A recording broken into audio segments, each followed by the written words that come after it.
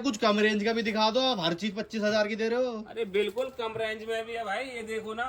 ये कितने का है? कोर i5 8 जनरेशन है, ये भी 18,500 रुपए में लेके जाओ। i5 18,500 में? 18,500 रुपए में कोर i5। क्या बट रहे हैं क्या भैया ये? बट रहे हैं, लेके जाओ, लूट के ले जाओ।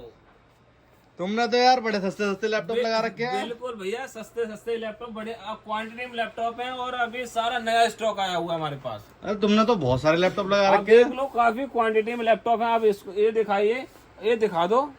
क्या बात है भाई, जिस किसी भाई को चाहिए भैया, काफी अच्छी क्वांटिटी में लैपटॉप आ चुका है। 100% इम्पोर्ट लैपटॉप है।